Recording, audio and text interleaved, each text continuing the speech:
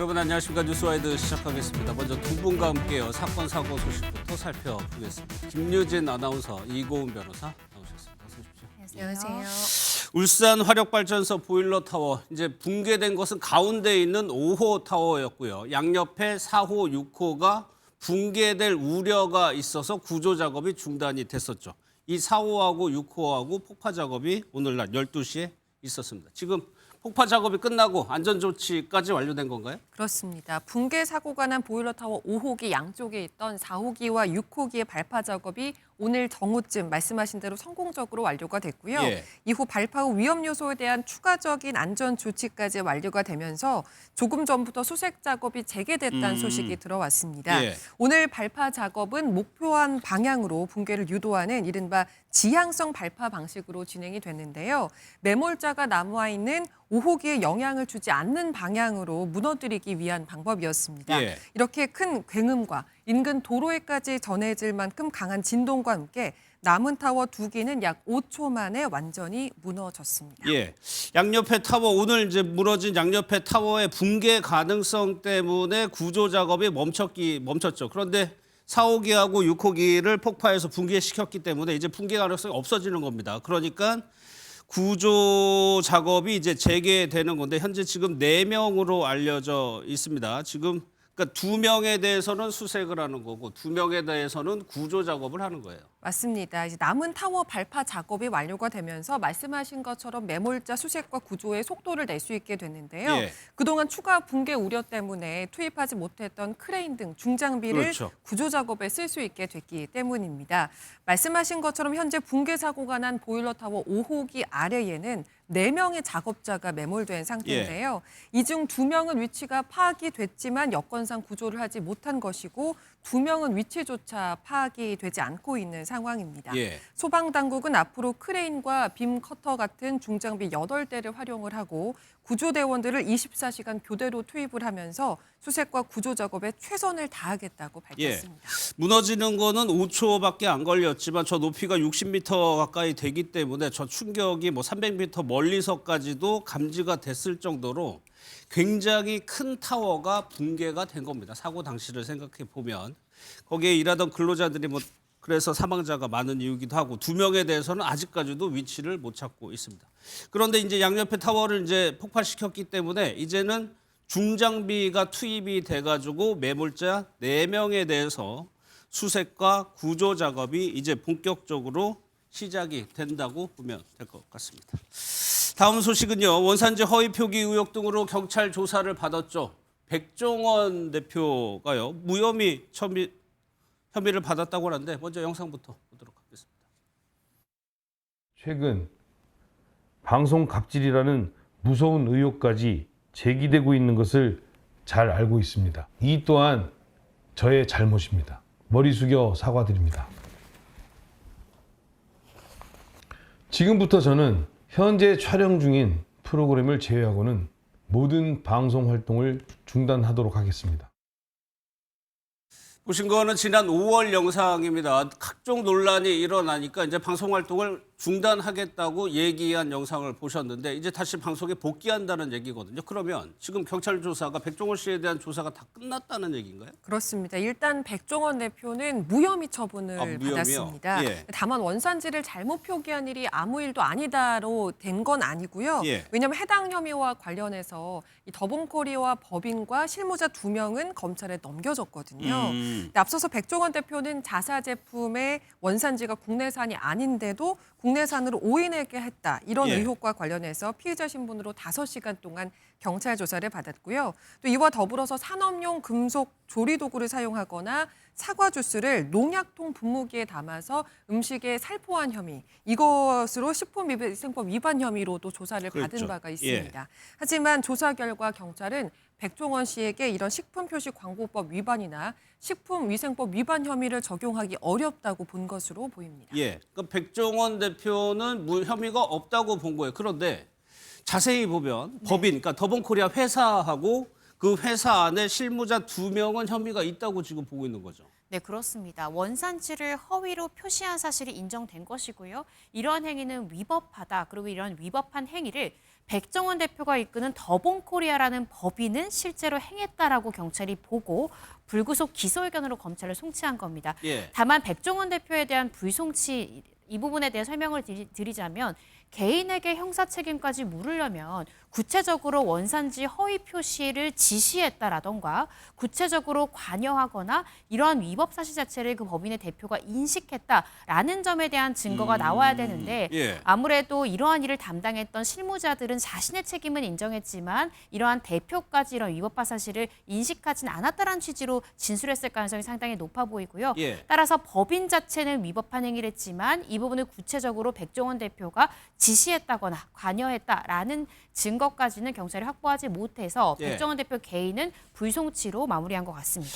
그러니까 회사와 직원들은 잘못했다라고 보고 있지만 백종원 대표는 잘못이 없다라고 보고 있는 겁니다. 경찰. 그러니까 이제 백종원 씨는 방송에 다시 복귀하겠다 이런 뜻인가요? 맞습니다. 다음 주 월요일입니다. 17일에 백종원 대표가 출연하는 프로그램인 남극의 셰프가 첫 방송될 예정인데요. 예. 이 프로그램은 남극 세종기지에 있는 연구원들에게 출연진들이 한 끼 식사를 직접 만들어서 대접하는 그런 내용의 프로그램이라고 알려지고 있습니다. 이 프로그램에는 배우 임수향 씨, 또 아이돌 엑소 출신의 수호 씨, 배우 최종엽 씨 등 그간 예능에서 얼굴을 드러내지 않았던 연예인들이 출연한다는 사실이 알려지면서 공개 전부터 화제를 모으기도 했던 그런 프로그램입니다. 예.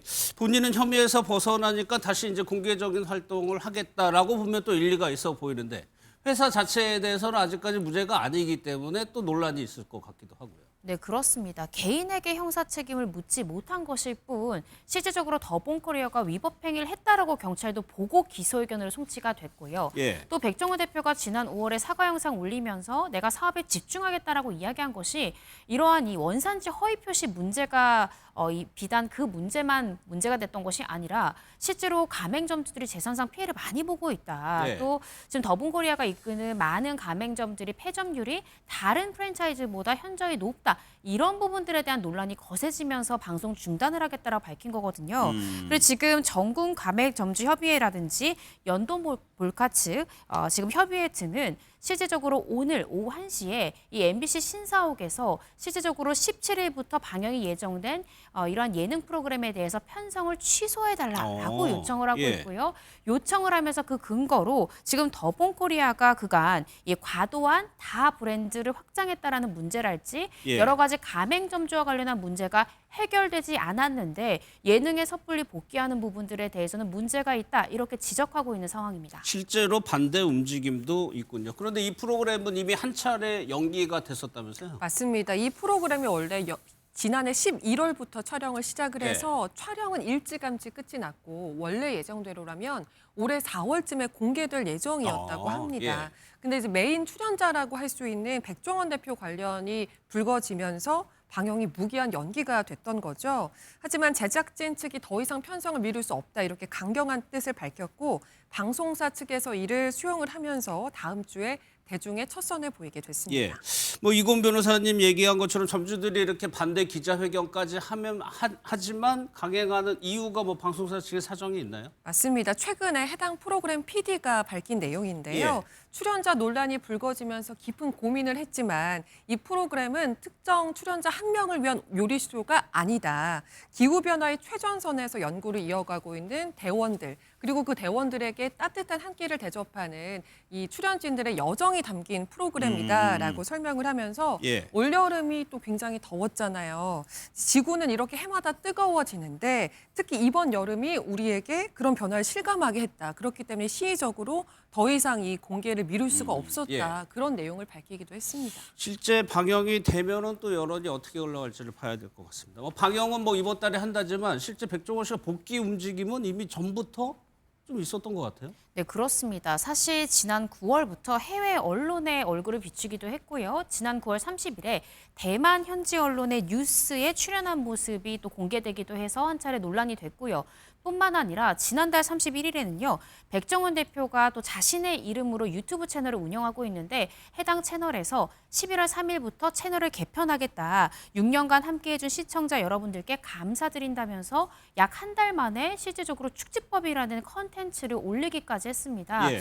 따라서 이미 촬영된 영상들을 공개하는 것뿐만 아니라 본격적으로 자신의 채널도 시작하는 것이 아니냐라는 논란이 불거지고 있는 그런 상황입니다. 예, 본인 유튜브도 이제 개편을 하게 되고 또 하나 관심을 받고 있는 프로그램이 그 흑백요리사 2가 이미 녹화가 됐다는 건데 지금 보니까 흑백요리사 2도 방영을 하는 것 같아요. 맞습니다. 백종원 씨가 심사위원으로 출연하는 인기 요리 서바이벌 프로그램이죠. 흑백요리사 시즌2가 다음 달에 넷플릭스를 통해서 공개될 예정입니다. 시즌1이 어마어마하게 흥행을 하면서 방영이 끝나자마자 제작진이 4월부터 시즌2 제작에 들어갔다고 해요. 근데 앞서서 남극의 셰프와 마찬가지로 백종원 대표 관련한 논란이 연이어 터지면서 무기한 공개가 이제 연장이 된 건데요.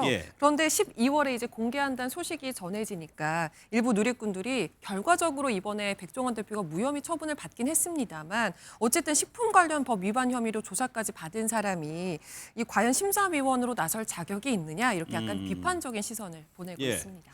그런 시선이 또 옮겨가는 것이 그 앞서 봤던 그 사과 영상을 얘기하는 것 같아요. 이 사과 영상이 그 유튜브에서 사라졌어요? 네, 그렇습니다. 아까 말씀드린 지난달 31일에 이 해당 유튜브 채널에 코너 개편을 하겠습니다. 더욱 풍성한 컨텐츠로 찾아뵙겠습니다라고 이 백종원 씨 개인 유튜브 채널 제작진이 밝혔는데요. 이에 따라서 지난 5일에 앞서 봤던 그 사과하는 영상, 방송 활동을 모두 중단하겠다. 처음부터 다시 시작하고 사업에 전념하겠다라는 내용의 사과 영상까지 삭제돼서 현재 많은 논란이 되고 있는 그런 상황입니다. 알겠습니다. 다음 내용은 일본의 곰 얘기를 할 텐데 사실 뭐 저희는 웃으면서 얘기할 수 있겠지만 일본 자체는 굉장히 심각한 얘기라고 합니다. 실제로 어떤 곰들이 나타나길래 그렇게 조금 심각한지 영상을 좀 먼저 보겠습니다.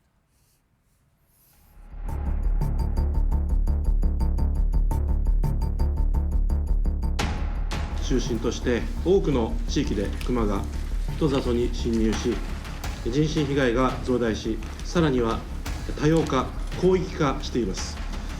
今道路を横断しようとしています。非常に危険な敷地内です。自衛隊の門を入ろうとしています。 저렇게 곰들이 지금 민가와 도로에 출몰하고 있다는 얘기인데 앞서 그 처음에 봤던 그 운전차 앞으로 달려오는 곰을 보면 이건 그냥 곰이 아니고 불곰이에요, 불곰. 맞습니다. 지난 6일에 일본 홋카이도에서 벌어진 일인데요. 말씀하신 것처럼 불곰이 도로에 출몰을 한 겁니다. 이 불곰은 입을 벌린 채 차량을 향해서 막 달려들었고 놀란 운전자는 급히 후진을 하면서 대피를 했지만 곰이 집요하게 차를 따라오는 그런 모습을 볼 수가 있었는데요. 나중에 보니까 곰이 차를 핥히면서 자동차 보닛이 움푹 들어갔더라고요. 그러니까 핥혔을 뿐이지만 저 정도의 강도의 공격이었다고 볼 수 있을 것 같은데 영상으로 봐도 굉장히 공포스럽기 때문에 실제 운전자는 얼마나 무서웠을지 상상도 되지 않는 그런 장면입니다. 저 영상을 보면 밤이고 또 비도 오고 있어요. 저 좁은 다리 같은데 도로를 건너다가 불곰을 만나가지고 황급하게 뒤로 후진하는 모습입니다. 차 안에 있어서 그나마 다치지는 않았을까요, 이 운전자가? 맞습니다. 다행히도 운전자는 다치진 않았는데요. 운전자는 차량 파손 외에는 다른 일은 없었지만 마을 근처에 사는 주민들에게 각별히 주의해야 된다 이렇게 당부를 했습니다. 이 운전자는 인근에서 목장을 운영하는 목장 주인이었다고 해요. 이 사건 이후에 야간 방목을 중단을 했다고 하고요. 밤에 이동할 땐 혼자 다니지 않고 무조건 여러 명이 모여서 이동하는 등 굉장히 조심을 하고 있다고 전했습니다. 저 지역이 이제 홋카이도인데 북해도라고도 하고요. 사실 저 지역에 곰이 출몰한다는 뉴스는 저희가 몇 년 전부터 계속 이맘때면 봤던 것 같아요. 네, 그렇습니다. 특히 홋카이도 같은 경우에는 불곰의 아종이죠. 이 애조곰이 일본 내에서 유일하게 서식하는 지역이다. 이렇게 이해하시면 될 것 같은데요. 실제적으로 원래 이 곰들은 깊은 산림 속에서 생활을 하지만 점차 도시가 개발이 되면서 산림 개발 또 농지 확장으로 인해서 인간이 사는 곳과 곰이 서식하는 지역이 점차 가까워지면서 이러한 문제들이 커지고 있습니다. 올해 들어서 홋카이도에서는요, 곰에 의한 사망자 또 부상자 사례가 보고될 정도로 출몰이 잦아졌고요. 따라서 사람들이 많이 오가는 공원이나 산책로가 일시 폐쇄된 경우도 있었고요. 심지어 슈퍼마켓 내부나 주택지 주변까지 곰이 나타나는 경우도 점차 많아지고 있습니다. 목격자들 얘기를 보면 생각보다 덩치가 크다. 사실 곰이 뭐 우리에게는 귀여운 이미지가 많지만은 순한 동물이 아니고 꽤 난폭하다고 알려져 있습니다. 문제는 홋카이도, 그러니까 일본의 북쪽에만 뭐 주로 출몰을 했었는데 이제는 일본 전역에서 지금 곰이 나타난다는 거예요. 맞습니다. 올해 4월부터 9월까지 약 6개월간만 집계를 해보더라도 지금 일본에서 곰이 출몰한 건수가 2만 800건 가까이 된다라는 그래요? 예. 집계입니다. 또 올해 곰 습격에 의해서 사망한 사람이 13명에 달한다고 하는데 이게 역대 최대의 수치라고 하더라고요. 그만큼 야생 곰으로 인한 피해가 본격화하고 있다 이런 분석이 나오고 있습니다. 예. 지난달에는 한 80대 할아버지가 민가로 내려온 곰에 의해서 머리를 부상을 당하는 일이 있었고요.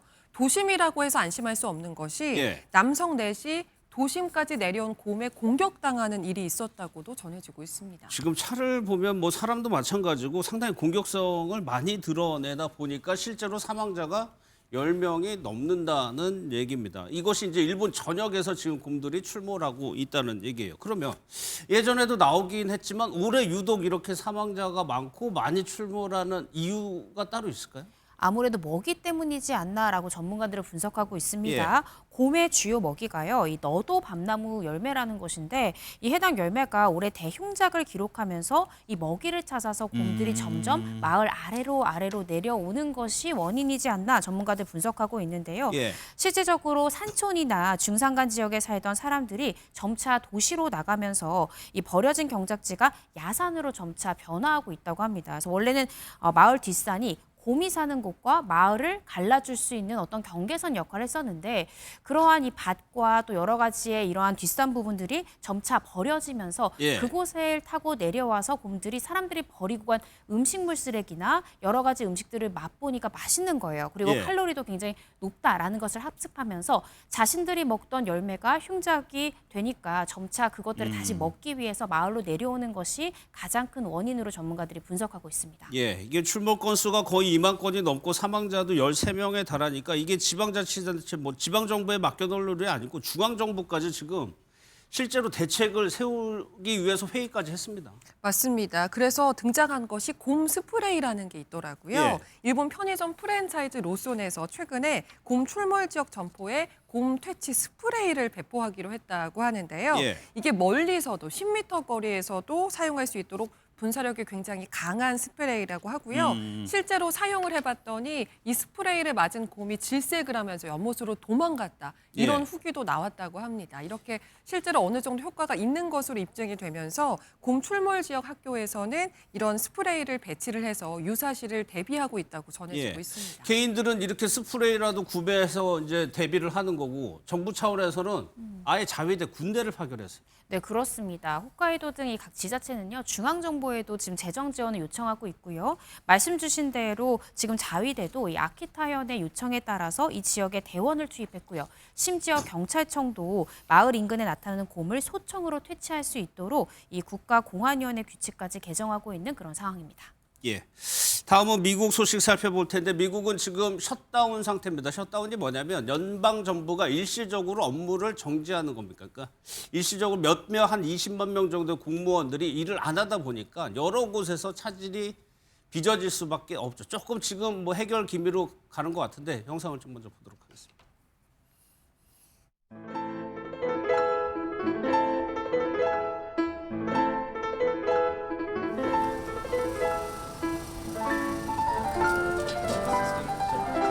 I'm very much looking forward to when the shutdown is over, just resuming my job.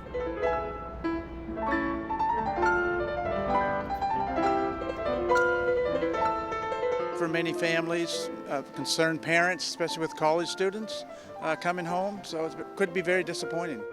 But we'll be opening up our country very quickly. The mass firings your administration put through during the shutdown. Did you sign off on that, and will you abide by that if this passes? Well, I will be. I'll abide by the deal. The deal is very good. 예산안이 통과가 안 되니까 공무원들한테 월급을 줄 수가 없는 겁니다. 그러니까 앞서 보신 것처럼 국세청 변호사가 지금 핫도그 팔고 있는 상황인데 이거 말고도 여파가 좀 상당히 있어요. 맞습니다. 저소득층 4,200만 명을 대상으로 하는 식비 지원 프로그램이 재정 고갈 위기 때문에 서민들의 고통이 이어지고 있다고 하고요. 예. 또 셧다운 여파 때문에 항공 관제 인력 부족이 심하게 되면서 미국 미국 내 주요 공항에 있는 항공편들이 좀 늦어지거나 아니면 결항되는 일까지 벌어지고 그렇죠. 있다고 합니다. 또 해외 미군 기지에서 일하고 있는 사람들은 6주 가까이 지금 제대로 된 급여를 받지 못하고 일하고 있는 것으로 알려지고 있는데요. 그런데 이게 시점으로 보면 굉장히 심각한 것이 이제 미국의 최대 명절이라고 할 수 있는 추수감사절이 20여일 정도밖에 남지 않은 상황이라고 합니다. 그러니까 미국인들이 연중에 가장 돈을 많이 쓰는 때라고 볼 수 있는 시점이 이제 다가오고 있는데 문제는 미국인들의 소비 심리가 3년 만에 최저 수준으로 떨어졌다 이런 분석이 나오고 있는 거죠.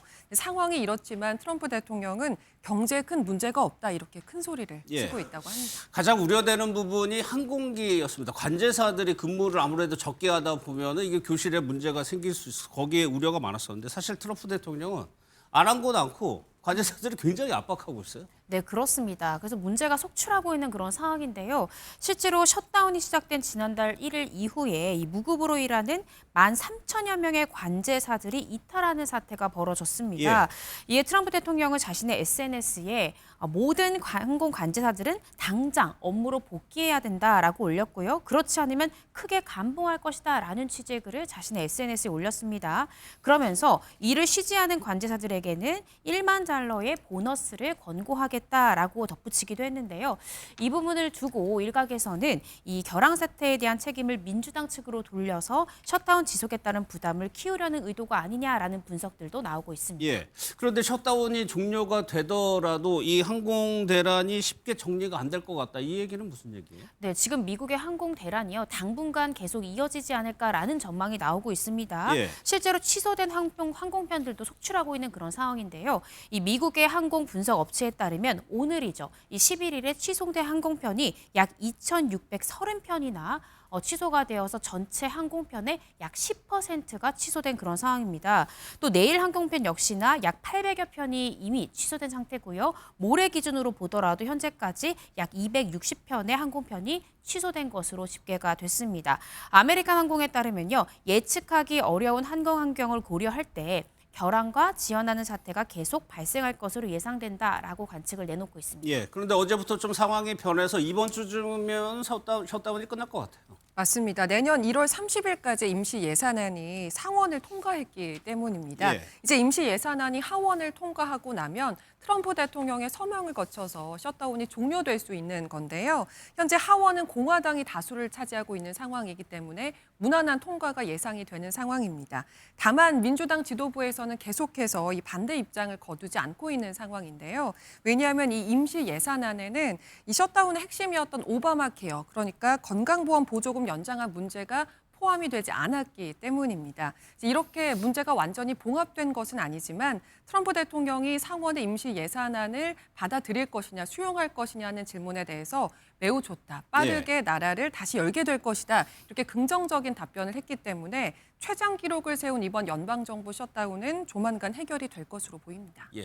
두 분과는 여기서 마무리하고요. 이제 특검 재판 소식으로 넘어가도록 하겠습니다.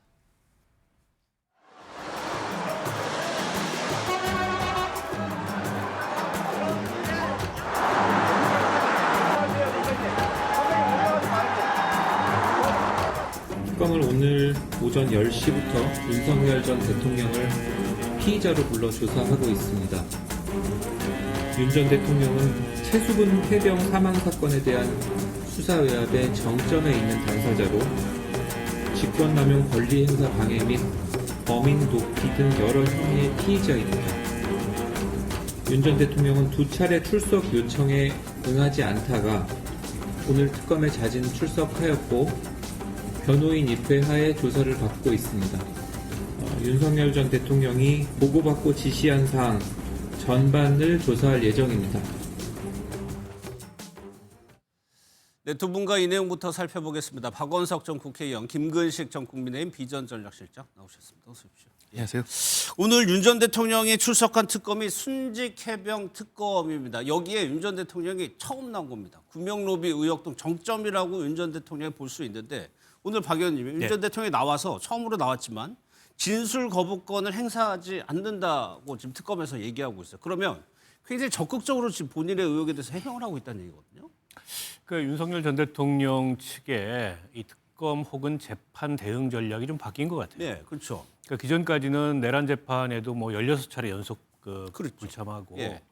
했었는데 최근 나와서는 뭐 본인이 적극적으로 신문까지 하면서 재판에 임하고 있고 마찬가지로 다른 혐의, 추가 혐의들에 대한 지금 특검의 그 출석 요구에도 그동안 응하지 않다가 이제 응하기 시작했단 말이죠. 예.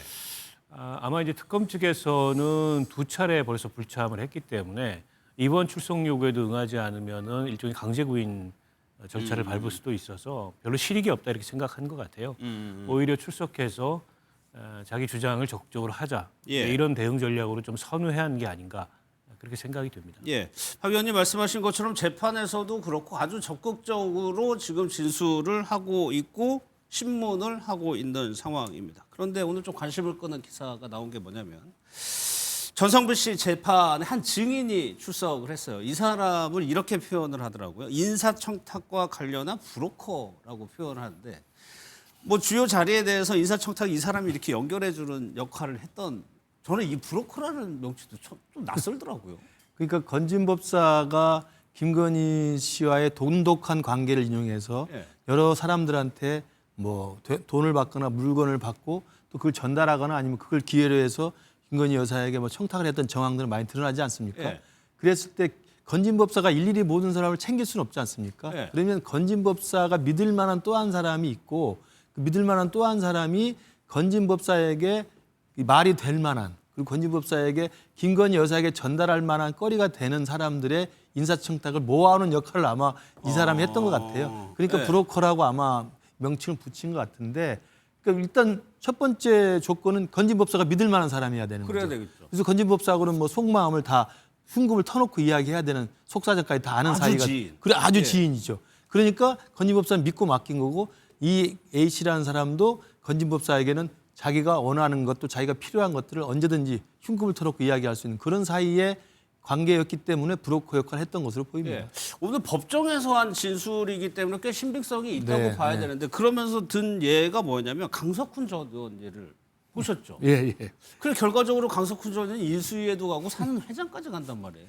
그러니까 이제 강석훈 의원은 저도 개인적으로 좀 압니다만 그렇게 꼭 볼 필요는 없는 게 제가 그때 윤석열 후보 우리 당의 공식 선대위에 있을 때 그 강석훈 후보도 선대위 공식 직함을 가지고 있었어요. 그때부터? 그럼요. 비서실에서 일을 했습니다. 그래서 경제 관련 정책 관련 문안 연설 같은 건 강석훈 의원이 다 작성을 했어요. 예. 저희들하고 상의도 많이 했고. 그러니까 뭐 그냥 건진법사를 통해서 그런 부탁을 뭐 했을 수도 있겠지만 예. 그래서 그것이 뭐 일정적인 영향을 미칠 수도 있겠지만 그게 결정적이고 핵심적인 요인은 아니라고 저는 생각이 들고요. 강석훈 의원은 이미 경제학자이고 경제교수고 그다음에 또 전직 국회의원이었고 그렇죠. 실제로 제가 말씀드린 것처럼 당시 후보 선대위에서 공식 직함을 가지고 연설이나 정책에 관해서 상당히 많은 조언을 했기 때문에 저는 그 말을 뭐 다 100% 믿을 수는 없다고 생각합니다만 어찌됐든 오늘 법정에서 그 브로커 A라는 사람은 건진법사와의 내밀한 이야기를 주고받았던 관계는 맞기 때문에 예. 건진법사로부터 들은 이야기에 대해서 뭐 일정 정도 재판부가 신빙성을 가지고 들을 수 있다고 보겠죠. 그래서 재판부가 뭘 중점적으로 물어보냐면 건진법사 전성배 씨하고 윤 전 대통령 부부의 관계를 집중적으로 물어봐요. 그러니까 이 브로커라는 사람이 이제 전성배 씨한테 들은 얘기를 하는 겁니다. 처음에 나온 이게 대구 고검 자천됐을 때 이때가 윤 전 대통령 2015년 이쯤이더라고요. 그러니까 꽤 맞습니다. 오래된 네. 관계예요. 건진법사하고. 네. 그렇죠. 벌써 2015년이면 윤 전 대통령이 검찰에 있을 때 중앙지검장도 되기 한참 전이니까 그렇죠. 예. 상당히 오래된 인연이고 오늘 이제 법정에서 이루어진 문답에 따르면 당시에 윤 전 대통령이 그만둘 생각을 했었다. 예. 이렇게 이제 좌천이 됐기 때문에 근데 그때도 전성배 씨가 그만두지 말고 좀 기다리면 좋은 일이 생길 거다. 이렇게 얘기를 해줬다고 하고 그리고 정치권에서 잇따른 영입 제안이 있었는데 그때마다 전성배 씨한테 물어봤을 때 예. 가지 말아라 이렇게 얘기를 했다는 겁니다. 예를 들어서 안철수 그 전 대표가 당에 이제 영입을 하려고 했을 때도 가지 말라고 얘기했고 양정철 전 민주연구원장이 민주당 영입 제안을 했을 때도 상의했을 때 가지 말라고 했고 그러면서 했다는 얘기가 나중에 대통령 해라 뭐 이런 얘기를 했다는 예. 거예요. 그러니까 전성배 씨가 당시에 무슨 생각으로 뭐 어떤 계획을 가지고 그런 얘기를 한 건지 그냥 듣기 좋으라고 한 건지 모르겠으나 어쨌든 결과로 보면 예. 그 말이 맞았잖아요. 맞았죠. 예. 그러니까 어쨌든 윤석열, 김건희 두 분이 그 전성배 씨한테 더 의지했을 수도 있다는 생각이 들어요. 물론 네. 오늘 법정에서 한 진술이기 때문에 상당히 신빙성이 있다고 봐야겠으나 또 그게 100%다 맞다 이렇게 그렇죠. 전제할 수는 예. 없겠습니다. 다만 옆에서 그 지켜봤던 사람의 증언이기 때문에 어느 정도 신빙성이 있는 또 사실적 근거가 있는 그런 얘기가 아닐까 싶습니다. 예, 그래가지고 여러 가지, 그러니까 대통령까지 가는 대목에 여러 가지를 황교안 전 총리 얘기도 하고 그만두려고 하니까 아니다, 대통령 해야 된다. 그러니까 위기 때마다 고비 때마다 전성배 씨를 찾았다. 그러면 이런 게 멘토 아닌가요?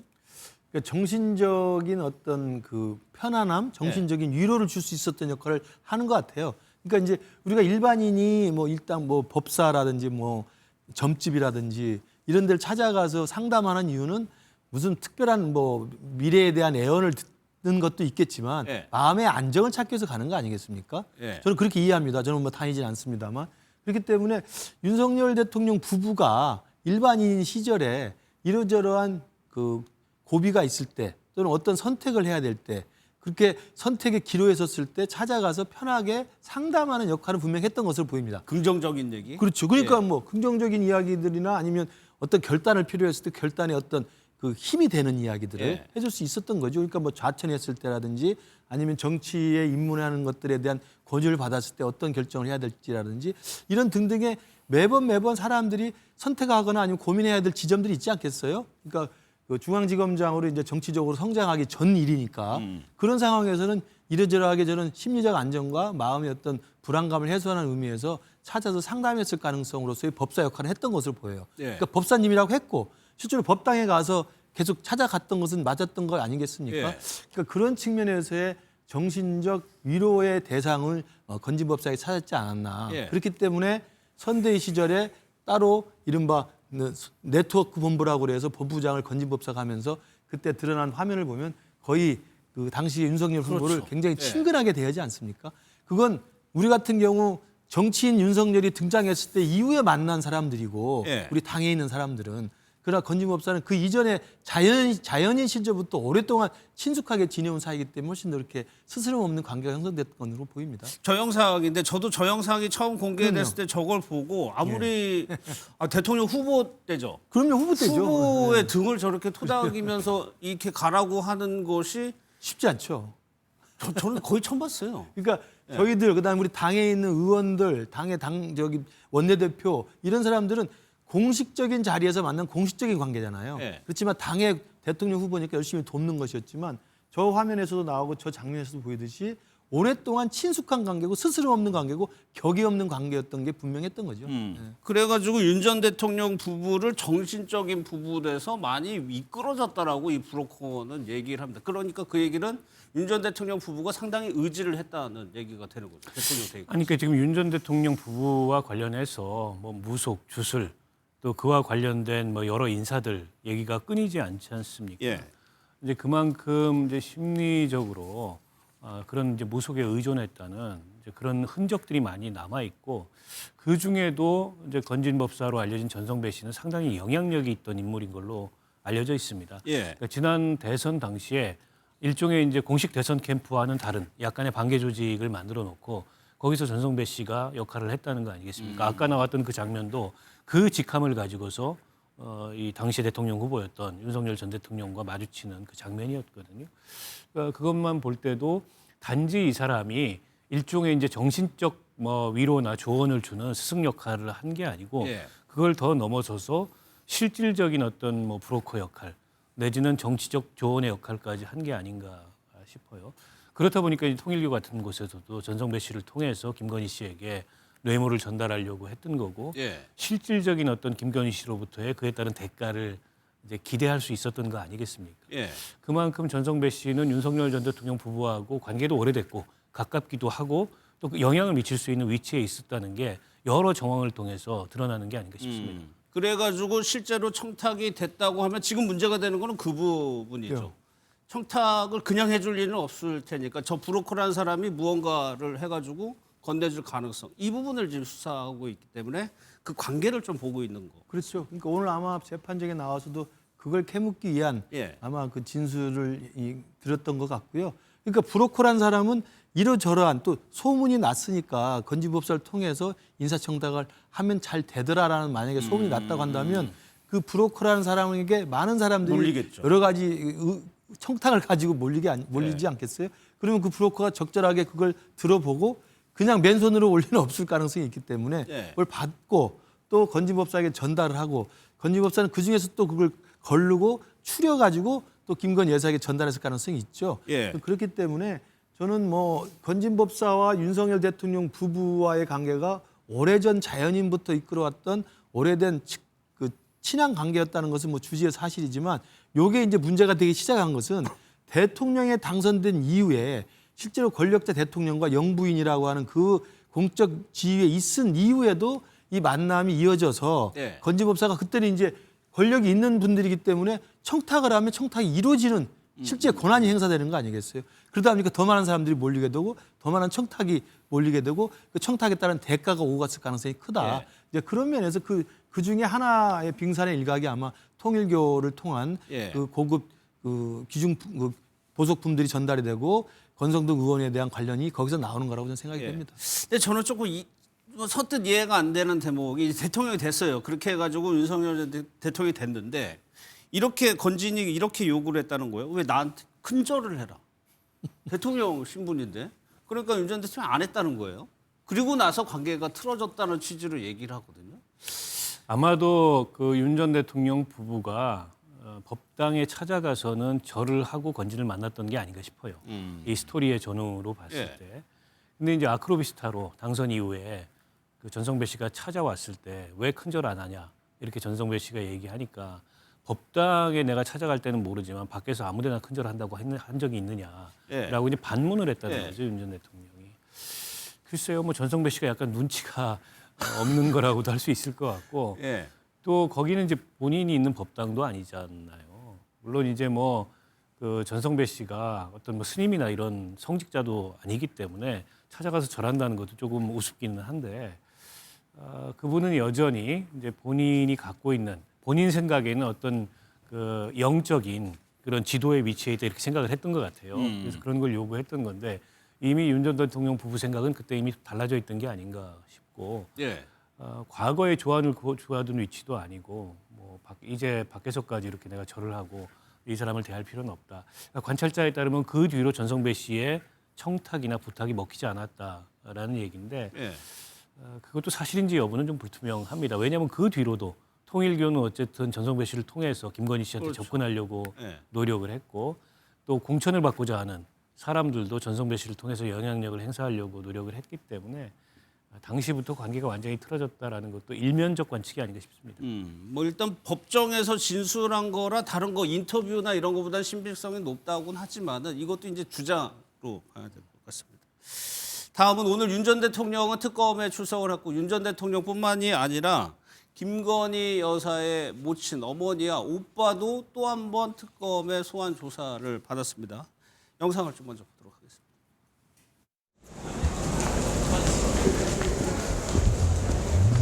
손상 파티 관련해서 조사받으러 오신 거는 아니죠?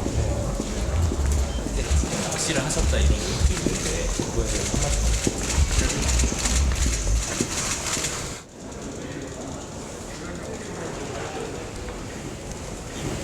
이관 그림이랑 명품들 누구 지시받고 옮기셨나요?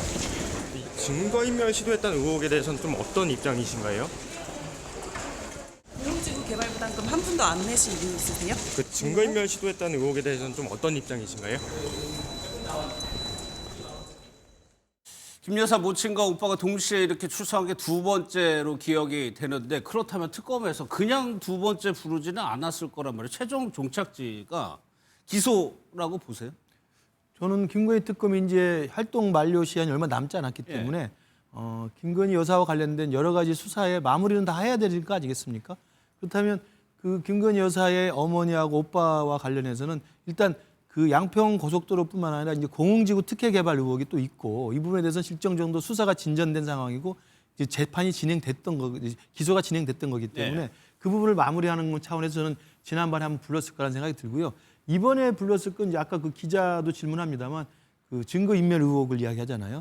그건 김건희 여사가 받았던 여러 가지 물건들이 처가에 있었지 않습니까? 예. 그 부분은 사실은 처가나 오빠 쪽 집안에 있었기 때문에 오빠 사돈 뭐 집안도 있었다고 그러고 그러니까 그 부분에 대해서 김건희 여사와 공모해서 증거를 인멸하려고 했던 게 아니냐. 그 부분도 아마 오늘은 불러서 좀 조사를 하는 게 아닌가 싶어요. 그러니까 그 김건희 여사의 엄마와 오빠에 대해서는 그 김건희 여사 패밀리 가족과 관련된 비리 혐의에 대한 것도 조사를 하지만 예. 그 이후에 나온 김건희 여사의 범죄 혐의와 관련된 증거인멸 조사 의혹도 있기 때문에 그 부분도 아마 오늘 추가적으로 예. 조사를 하기 위해서도 그건 관련된 사람들의 진술자들이 많이 있지 않겠어요?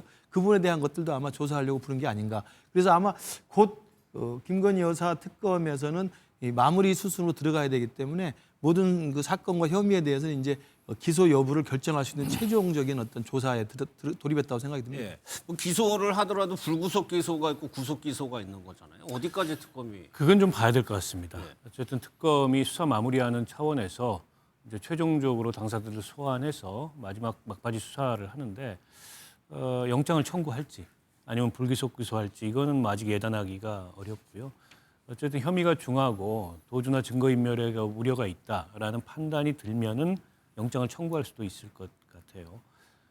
다만 이제 아직까지는 뭐 영장 청구의 기미가 보이지 않습니다. 보통은 영장 청구를 일단 신병을 확보해 놓고 예. 그걸 이제 수사의 지렛대로 삼는 경우들이 있기 때문에 진작 영장을 청구하지 않았을까 이런 생각도 드는데 구속 해야 되겠다는 판단이 들었다면 근데 아직 영장 청구를 미루고 있는 걸로 봤을 때 최종적으로 수사를 마무리한 이후에 판단을 해보겠다 이런 게 아닌가 싶습니다. 예. 또 한 명 저희가 영상으로 보여드린 인물이 이제 김성훈 전 차장인데 사실 김 여사 그러니까 사적 유용 뭐 해군 뭐 군함도 그렇고 그 길목에 김성훈 차장이 있거든요. 그러니까 조사할 게 뭐 해군 술 파티 의혹도 있지만 여러 가지가 좀 있을 것 같아요. 그렇죠. 김성훈 경호처 차장 같은 경우는 일단 그 추가로 이른바 공무집행 방해, 그러니까 예. 체포영장, 윤석열 대통령에 대한 체포영장이 발부된 다음에 체포영장 집행을 막는 과정에서 핵심적 역할을 했던 인물이기 때문에 그와 관련된 수사는 뭐 광범위하게 많이 받았고요. 예. 지금 이야기되는 것은 이제 일부 언론에서 나왔습니다만 경호처를 동원해서 경호처 직원을 동원해서 해군 함정에서의 이른바 파티를 했다는 거 아니겠어요? 예. 근데 그 파티하는 과정에서 경호처 직원을 동원한 것도 사실은 이게 사적 권한과 공적 권한을 혼동해서 사실은 권력을 사유한 것이고요. 예. 더 놀라운 것은 해군 함정에서 파티를 하면서 뭐 다금바리 회를 함정에 실어서 가져왔다는 등 아니면 뭐 작살로 뭐 잡는 것을 보여줬다는 등 이게 사실은 그 개인 김건희 여사라고 하는 또는 그 개인을 만족시키기 위해서 군대가 동원됐다는 황당한 일이 아니겠습니까? 예. 그렇다고 한다면 대통령 영부인이라고 하는 자리에 있는 사람을 위해서 대한민국 군인과 국군이 공적 권한이 사적으로 사용된 거거든요. 예. 저는 그런 면에서는 이 부분도 어떤 면에서는 충분히 범죄 혐의가 있는 거기 때문에 예. 김성훈 차장을 불러서 그 부분에 대한 자세한 조사를 할 것으로 예상이 됩니다. 뭐 사실 윤 전 대통령이 지금 받고 있는 혐의 내란 혐의에 비해서는 작다고는 할 수 있지만 그 말씀하신 대로 공적인 영역과 사적인 영역을 구분하지 못했다. 공직자가 최고의 공직자가 이 부분을 짚고 넘어가야 되죠. 그렇죠. 직권남용 혐의를 받는 거고요. 어쨌든 저 경호처 직원들에게 의무에 없는 일을 강요한 거고 김성훈 씨도 이제 그 공범이라고 볼 수 있을 것 같고요. 예. 그러니까 윤석열 정권에서의 경호처를 보고 있으면 그 민주화 이래로 지금 8번째 대통령인데 한 번도 이런 그 경호처의 모습을 본 적이 없어요. 예. 마치 이게 유신 시대에 그 차지철 실장 산하의 경호실을 보는 듯한 당시에도 안가에서 무슨 술 파티를 하면 다 경호처가 동원돼 가지고 준비하고 했지 않습니까? 그러니까 권력의 이제 이 사유화의 도구가 돼 가지고 예. 경호처가 이용됐던 그런 모습을 보는 것 같아요. 얼마 전에 이제 경호처 명의로 이 내란 동조 행위를 한 것에 대해서 공식적인 사과 입장도 나오기도 했는데요. 이 경호처 직원들은 정권이 바뀐다 그래서 바뀌지 않습니다. 맞습니다. 이른바 이제 늘공들입니다. 때문에 권력과의 어느 정도 거리두기를 해야 되고 공적인 직무에 충실해야 되는 게 본분에 맞는데 저렇게 어떻게 보면 권력자의 어떤 이 권력 유용의 사적 권력 유용의 도구가 돼서 저런 행위를 했다는 거는 씻을 수 없는 어떤 오점이 된 거고 예. 김성훈 씨는 그에 따른 어떤 법적 도의적 책임이 굉장히 큰 사람이 아닌가 싶습니다. 예. 또 하나 어제 한덕수 전 총리에 대한 재판이 있었는데 여기에 송미령 현 장관이죠. 송미령 장관이 출석을 해서 송미령 장관은 전 정권에서도 장관이었기 때문에 국무회의, 계엄이 선포된 국무회의 정황에 대해서 잘 알고 있습니다. 거기서 조금 재판장하고 조금 뭐라 그럴까 논쟁까지는 아니고 의견을 달리하는 부분이 있었는데 어떤 내용인지 한번 직접 들어보겠습니다. 이거 막상 해보면 별거 아니야, 아무것도 아니야, 뭐 이런 유의 말씀도 하셨고 거의 회의가 아니라 통보에 가까운 걸 말씀을 하시고 나가서 계엄이 선포된 것이고요. 그러니까 저희가 해볼 수 있는 일은 아무것도 없었으니까 무력하고 무능했다라는 그런 생각이 11명 채우기 위해서 불려가서 그걸 누가 비상계엄을 동의하겠냐, 다들 반대하는 거라고 생각했다 이렇게 말씀하셨는데, 근데 현실은 어떻습니까? 실제 상황은 비상계엄 선포되고 국무위원들 잠시 모여 있다가 그냥 해산한 게 끝 아닙니까? 실체적으로 보면 그렇습니다. 어제 송미령 장관이 저 증언을 하면서 눈물을 좀 흘리기도 했는데 이 대목이었던 것 같습니다. 머릿수를 채우기 위해 어쩔 수 가서 그 상황에서 굉장히 무능력하고 그런 감을 느꼈다는 얘기예요. 그런데 판사가 물어보는 건 그겁니다. 계엄에 다 반대할 거라고 생각했다고는 하지만 실제로 그 CCTV나 영상이나 정황을 보면은 누구도 강력하게 반대하지 않았더라라는 취지거든요. 그렇죠. 뭐 한덕수 총리 이하 당시에 모여있던 국무위원들 누구도 윤석열 전 대통령 면전에서 이거 안 된다, 반대한다 이러는 만류하고 제지하는 모습을 한 명도 보이지 않았거든요. 그러니까 자기들 머릿속으로만 반대한다고 생각했다는 거지 막상 그 반대 의사를 적극적으로 표명하거나 대통령을 말리거나 하지 않았다는 겁니다. 그런 측면에서 오늘 재판장이 현실과는 많이 다르다 이런 지적을 한 게 아닌가 싶고요. 물론 당시에 이제 갑자기 국무위원들이 불려 나가가지고 그 경황이 없었을 수도 있고 상황 판단이 안 됐을 수도 있지만 윤 전 대통령의 태도, 오늘 송미령 장관도 증언을 했지 않습니까? 계엄 이거 해보니까 별거 아니더라. 와 어쨌든 국무위원으로서 상식적인 그런 이 판단을 종합해 볼 때 이게 정상적인 이 행위라고 보기가 어렵지 않습니까? 그렇다면 어쨌든 국무위원들이 그 계엄에 대해서 심의권을 가지고 있기 때문에 적극적으로 만류하고 반대하는 게 저는 맞았다. 왜냐하면 아무리 윤 전 대통령이 대통령이라 하더라도 부당하고 위법적인 심지어 위헌적인 그런 명령에까지 따를 의무는 없는 거거든요. 오히려 그런 위헌적이고 불법적이고 부당한 명령에 따랐을 때 문제가 되는 거죠. 그래서 저는 넓게 보면 한덕수 총리 이하 당시에 국무회의에 참석했던 국무위원들 모두가 정도의 차이는 있지만 계엄 동조한 혐의가 좀 있다고 보고요. 그 점에 대해서 이제 특검이 어떻게 판단을 할지 또 재판부에서 어떤 판단을 내릴지 좀 지켜봐야 될 것 같습니다. 예, 그러니까 모두 반대한다고 머릿속으로만 생각을 했지 실질적으로 윤 전 대통령에게 계엄은 불법적이다. 반대하거나 그런 사람은 뭐 이상민 전 장관 얘기 들어봐도 한 2명 정도밖에 없고 나머지는 그냥 머릿속만 생각하고 윤 전 대통령이 하자는 대로 따라간 거잖아요, 그냥. 그러니까 사실 안타까운 부분이죠. 그러니까 국무위원이면 일국의 행정부의 최고 직위에 있는 사람들입니다. 부처의 장관들이고. 그랬을 때 계엄이라고 하는 황당한 결정을 대통령이 내리고 밀어붙였을 때 거기에 대해서 정말 직을 걸고 이의를 제기하고 반대를 하는 사람이 몇 명이라도 있었다면 저는 사실 뭐 만약에 과거라는 지나간 일에 만약이라는 건 대입할 수 없습니다만 한덕수 국무총리가 직을 걸고 거기서 정말 강하게 만류하고 반대했다면 윤석열 대통령이라도 아마 그 날짜라도 미루지 않았겠어요? 저는 그때 밀어붙이지 대다수가 반대했다면. 그렇죠. 그 당시에는 밀어붙이기 어려웠을 겁니다.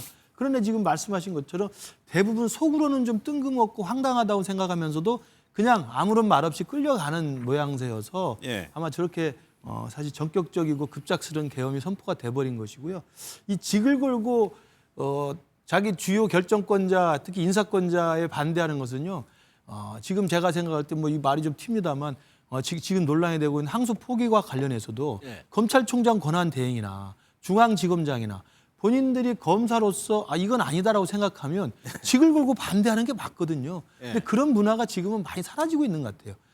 저나 박원석 의원님 같은 경우 직을 걸고 정치를 합니다만 뭐 직도 없습니다만은 그런 정도의 결기가 있어야 이거 기록에 다 남아요. 그럼요. 저는 어떻게든 떳떳하게 사는 게 역사에 남는 거라고 생각합니다.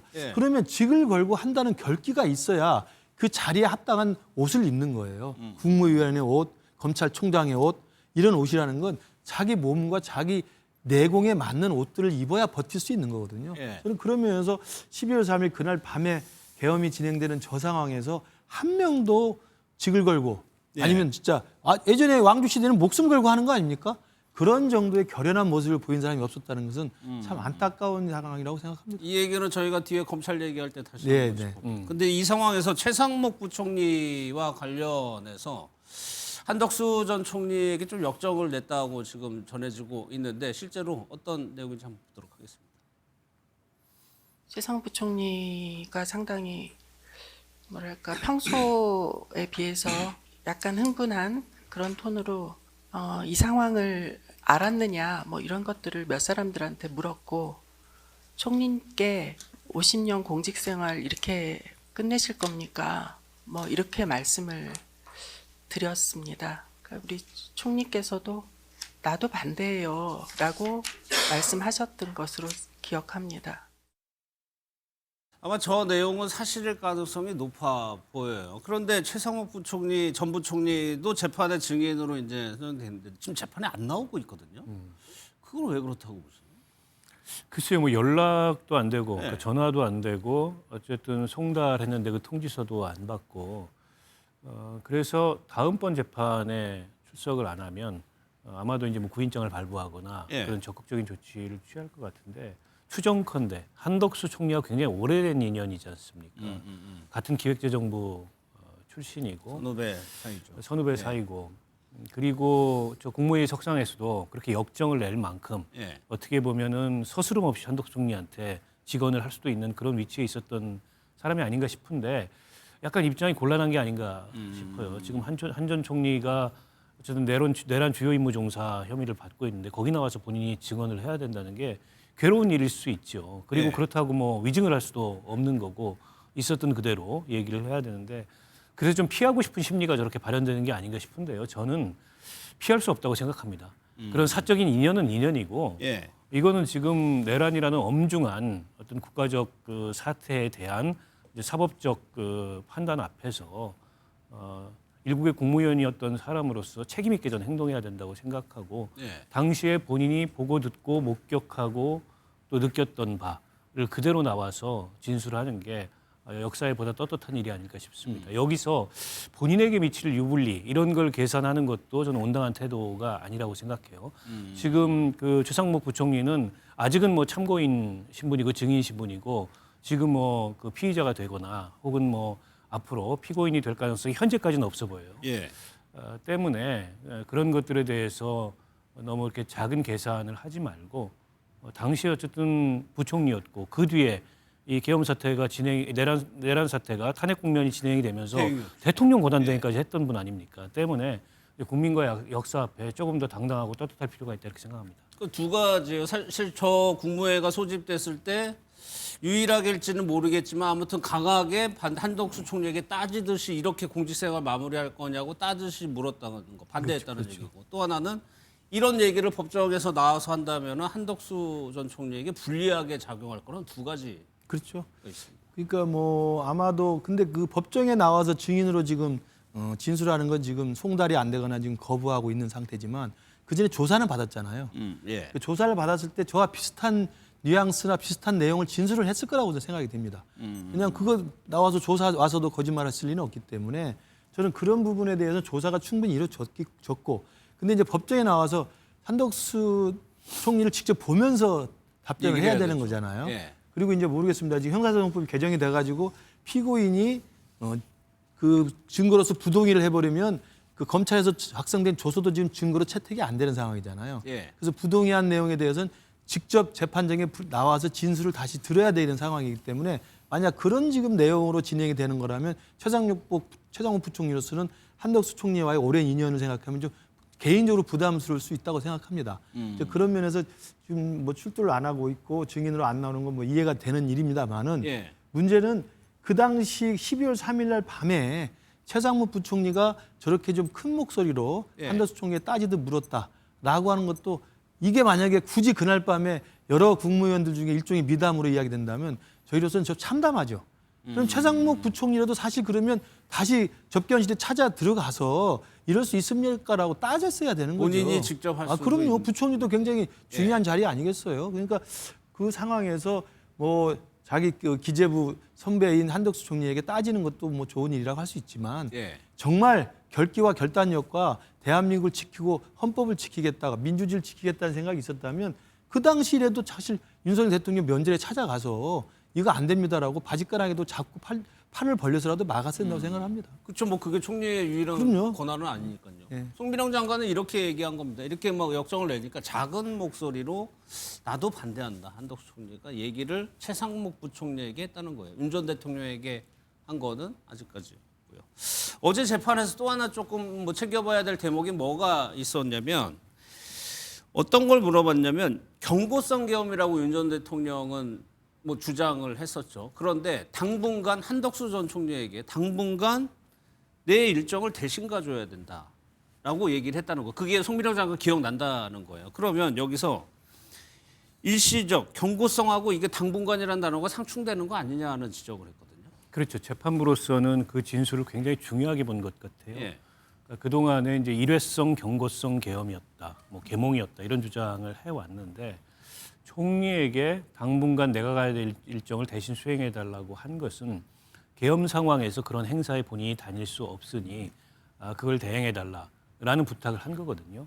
그러니까 그 상황이 상당 기간 지속될 것이라는 것을 염두에 두고서 한 어떤 부탁일 수 있어서 그건 이제 일회성 경고성 계엄이었다라는 것과 충돌하는 그런 맥락이기 때문에 그 점을 아마 집중해서 물은 것 같고 송민영 장관이 그런 대답을 했어요. 일회성이라는 말은 그 자리에서 나오지 않았다. 없었다. 본인이 들은 적이 없다라는 거죠.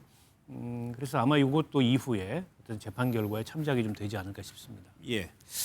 또 윤 전 대통령이 이제 직접 신문을 하죠. 자주 하는데 어제는 방첩사 간부들이 나왔다는 겁니다. 이제 영관급 이제 간부들이 나온 건데 어떤 내용을 윤 전 대통령이 직접 방첩사에 물어보는지 영상으로 한번 좀 보도록 하겠습니다. 증인 군생활 몇 년 하셨나요? 뭐 생도생활 빼고는 26년 했습니다. 정성우 처장의 임무 그 부여를 보면은 군생활 하시면서 이렇게 애매하고 불분명한 임무를 받으신 적이 있어요? 그럼 너희들이 직접 할 수도 있다. 이런 식의 지시를 군생활하면서 받으신 적이 있어요? 뭐 특수한 상황이었던 것 같습니다. 그죠? 예.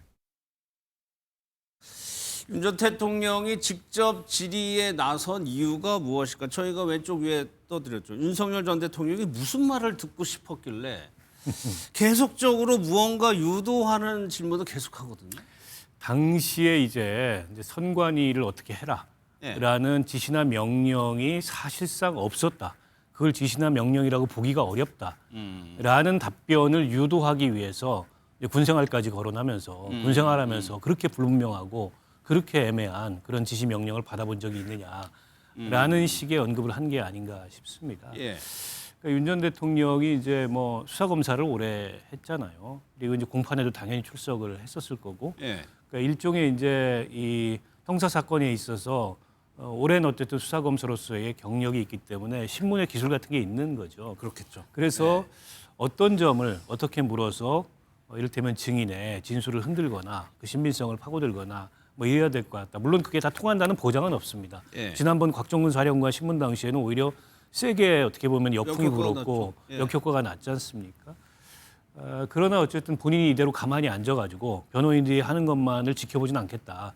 적극적으로 팔 걷어붙이고 나서서 일종의 이제 자기 변론을 하고 자기 주도적인 신문을 하겠다. 이런 식으로 지금 대응 전략을 바꾼 것 같아요. 해병 특검에 출석하는 것도 그런 면인 거고. 네, 근데 이제 맹점은 그거죠. 지금 공격수라면 저런 게 통할 텐데 예. 큰 틀에서 보면 지금은 자기 방어를 해야 될 때지 본인이 공격수가 아닙니다. 근데 이렇게 증인들을 상대로 이제 저런 식의 그 신문을 공격적인 신문을 하는 게 자기 방어에 있어서 과연 좋은 전략일까? 그건 잘 모르겠어요. 여기에 대해서 이제 뭐 굉장히 유도를 합니다. 굉장히 자유로운 분위기 아니었냐니까 그거는 아니었다라고. 이 부분이요. 계엄은 유사 군정과 비슷하다. 이거는 그때 했던 일들이 정당하다라는 거를 강조하기 위해서 하는 얘기일까요? 지금 이제 적극적으로 재판정에 나와서 증인을 신문하고 진술을 하고 할 때 보면 제가 볼 때 뭐 좀 역설적이지만 좀 그나마 안심이 되는 게 건강 상태가 좋은 것 같아요. 그다음에 정신 상태가 맑아요. 그러니까 지금 재판에 임하는 윤석열 전 대통령의 전략은 딱 하나지 않습니까? 예. 내가 계엄은 했지만 내란은 아니었다는 걸 증명하고 싶은 거거든요. 왜냐하면 지금 내란죄 혐의로 재판을 받고 있기 때문에 계엄은 대통령이 비상대권이었을 뿐이다. 그 계엄은 할 만했다라는 게 뭐 오랫동안의 이 윤석열 대통령의 논리고 또 윤 어게인의 논리 아니겠어요? 예. 그렇지만 이게 내란죄 혐의로 재판을 받기 때문에 이게 내란은 아니다라는 걸 설명을 하기 때문에 지금 이런 분위기에 이제 유도신문을 하는 거거든요. 그렇다고 한다면 내란이 아닐 정도라는 것은 군대를 동원했지만 이건 그냥 계엄을 선포했기 때문에 할 수 있었던 형식적인 것이었지 뭐 내란이라는 것은 사실은 뭐 마을 규모 이상의 무슨 군대를 동원해가지고 뭐 질서를 무너뜨리고 획책을 해야 된다 이렇게 돼 있지 않습니까? 예. 그런 정도는 아니었다는 것을 입증하려고 지금 그 진술을 얻어내려고 하는 거거든요. 그래서 이제 유사군정이라는 거 뭐냐면 내가 계엄을 선포했으니까 선관위에 가는 것은 그냥 당연한 것이었다. 예. 그러나 거기 가서 뭐 누구를 잡아오거나 폭파하거나 이런 게 아니지 않았느냐는 뉘앙스로 이제 진술을 받으려는 거였던 것 같아요. 그래서 예. 저는 피고인 윤석열 입장에서는 저는 굉장히 합리적인 전략이라고 생각을 합니다. 왜냐하면 자기 스스로의 형량을 또 무죄를 입증하려면 방어를 해야 되기 때문에 그런 면에서 본다면 일관된 논리를 가지고 저렇게 적극적으로 나서서 증인신문도 하고 유도신문을 하는 걸로 봐서는 예. 정신 상태가 굉장히 맑다. 다행이다 이런 생각은 듭니다. 예. 말씀하신 대로 윤석열 전 대통령의 뭐 전문가죠, 법에 관련해서. 네. 이런 신문이나 재판장도 아주 익숙할 겁니다. 그런데 이 군인은 그렇지 않죠. 그런데 이 보안실장이 뭐라고 얘기를 했냐면 저항 세력이 있었다는 걸 꼭 기록에 남겨달라고 부탁을 했어요. 이때 이런 말을 하면서 심정이 어땠을까라는 생각도 들고요. 어쨌든 당시에 뭐 이 그 방첩사 1처장으로부터 이게 적법한 계엄이기 때문에 만약 그 지시에 응하지 않을 경우에 이게 항명이다. 뭐 이런 예. 얘기까지 듣고서 출동하라 그래서 출동을 했는데 근데 이제 적극적인 행위를 하지 않았다는 거 아니겠습니까? 출동해가지고 어디 저 먼 곳에 뭐 방황한다든지 아니면은 본인들도 이제 법률 검토를 했을 거 아닙니까? 예. 그런데 본인들의 이제 사법경찰권이나 이런 게 없기 때문에 거기가 서버를 띄워온다든가 이게 이제 추후에 법률적인 문제의 소지가 있을 것을 우려해서 그런 행동까지 하지 않고 아주 소극적으로만 그 대응을 했다. 이 예. 얘기를 어쨌든 법정에서 기록으로 남기고 싶어서 저항 세력이라는 표현을 쓴 것 같은데 저항 세력이라는 표현 좀 과잉된 자의식이죠. 저항은 그런 게 아닙니다. 그거에 대해서 반대하고 좀 비판적으로 보시는군요. 예, 반대하고 예를 들면 직을 걸고 더 나아가서는 뭐 어떻게 보면은 좀 불이익을 어떤 감수하면서까지 그거에 반대했어야 그게 저항인 거지. 그냥 가라는데 그 즉시 받고 가서 명령받은 행위를 하지 않았다라는 걸 가지고 소극적으로 대응한 거는 저항이 저항 세력으로까지 얘기하는 건 좀 자기들 스스로를 미화하는 게 아닌가 싶고요. 예.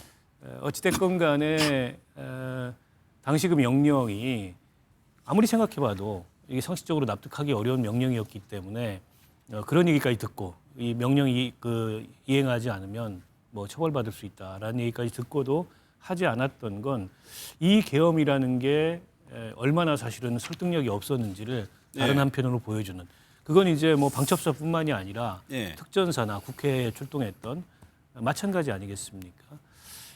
예전에 뭐 과거에 있었던 우리 현대사에 있었던 그런 불행한 사건들처럼 이미 그런 시대가 아닙니다. 군이라고 해서 부당한 명령에 뭐 기계적으로 따르거나 정부가 굉장히 통제된 상황에서 그 명령이 마치 진실인 것처럼 그렇게 판단되거나 그런 상황이 아니기 때문에 윤석열, 김영현 이렇게 이 계엄을 주도했던 분들의 이 상황 판단 자체가 굉장히 잘못됐던 거죠, 처음부터. 오늘 뭐 뒤에 잠깐 나오겠지만 김민석 총리가 제안하고 이재명 대통령이 하라고 한 게 이제 공직자들이 계엄에 관여한 이력을 조사하라고 지시를 했죠. 당연히 1순위가 아마 군이 될 수도 있을 것 같습니다. 다음 내용은 지금 대장동 항소포기 여파가 뭐 오늘까지도 계속 이어지고 있습니다. 야당에서는 이제 이재명 대통령을 직접 겨냥하고 있고 여당에서는 정치 검찰의 행태라고 비판을 하고 있죠. 그 목소리 듣고 한번 짚어보도록 하겠습니다. 검찰이 800억 범죄 수익을 확보했는데도 불구하고 항소를 포기하고 그 돈을 돌려주라고 하는 나라입니다. 이 모든 것은 이재명 때문입니다. 국정조사합시다. 특검도 합시다. 국정조사와 특검을 통해서 이재명을 탄핵해야 합니다. 우리가 그냥 위하며 넘어갈 수 없다 생각합니다. 이런 것은 민주주의와 헌법 그리고 내란 청산에 대한 국민의 명령에 대한 항명이다 이렇게 생각합니다. 이게 거친 저항이라고 생각합니다. 이런 부분에 대해서는 절대 묵과할 수 없다라는 말씀을 다시 한번 드리고 당에서는 단호하게 조치하겠다라는 말씀을 드립니다. 오늘 검찰의 상황부터 좀 짚어볼 텐데 노만석 검찰총장 대행이 오늘 휴가를 냈습니다. 지금 이 상황이 이렇게 긴박하게 돌아가는데 휴가를 냈다는 겁니다. 그러면서 언론과의 인터뷰에서 이런 얘기를 했어요. 하루만 시간을 달라고 어제 대검 과장들 만난 적이 있어요. 그리고 휴가를 낸 겁니다. 그리고 나서 중앙일보 인터뷰에서 인간 노만석으로 살고 싶다. 저 얘기만 가지고 해석을 하면은 물러나겠다는 뜻 아닙니까? 뭐 그런 뜻으로 보이는데 네. 저는 굉장히 한심한 얘기라고 생각합니다. 그러니까 특히나 저분이 오늘 어떤 언론하고 전화 인터뷰를 하면서 일이 이렇게까지 커질 줄 몰랐다라는 얘기를 했다 그래요. 근데 검찰총장 권한대행식이나 되는 분이 수십 년 검사를 한 분이 이 상황에서 대통령도 연루돼 있는 그런 사건의 항소를 이렇게 포기하면서 그것이 미칠 파장을 염두에 두지 않고 그런 행동을 했다는 것 자체가 이해할 수가 없고요. 저분이 계속 말이 달라집니다. 예. 처음에는 어쨌든 검찰 내부에서 반발이 나오니까 입장문을 내가지고 내 권한을 가지고서 중앙지검장과 협의해서 법무부 의견을 참고해서 이렇게 처리했다라고 얘기를 했다가 예. 어제 출근길에는 추후에 말씀드리겠다. 그랬죠. 이러고 그냥 넘어가고 그 뒤로는 어쨌든 용산과 법무부와의 관계 그리고 검찰의 어려운 처지 이걸 감안해서 결정했고 나도 힘들었다. 뭐 이런 얘기를 하고 예. 또 이제 와서는 이제 법무부가 항소하지 말라는 그런 의견이었다. 차관으로부터 3가지 옵션을 받았는데 셋 다 항소 포기하라는 내용이었다. 그러니까 뭐가 그러면 실체냐. 이분이 말이 계속 바뀌는데. 그래서 본인이 그만두고 안 그만두고 지금 중요한 게 아닙니다. 예. 어떻게 보면 검찰의 명예 그리고 이와 관련된 그 법무부의 어떻게 보면 월권 그와 관련된 법적인 문제 그리고 이 검찰 개혁의 현 정권이 추진하는 검찰 개혁의 정당성 이 전체가 다 이게 걸려 있는 문제예요. 그래서 예. 지금이라도 노만석 그 총장 대행은 무슨 일이 있었는지 본인이 어쨌든 그 최종 검찰 내부에 그 이 결재권자로서 이 항소를 취소할 때 어떤 법리적 판단에 의해서 어떤 어떻게 보면 법익에 관한 판단에 의해서 이런 결정을 내렸는지 소상히 밝혀야 됩니다. 예. 그리고 법무부로부터의 어떤 외압이 있었다면 그 외압의 경위가 무엇인지도 분명히 밝혀야 돼요. 이렇게 뭐 이 말 했다가 저 말 했다가 끝내 가서 무슨 인간 노만석으로 살고 싶다. 저런 식으로 뭉개면서 이 상황을 모면하려고 해서는 마지막까지 정말 무책임한 그런 검사로 남는 게 아닌가 싶어요.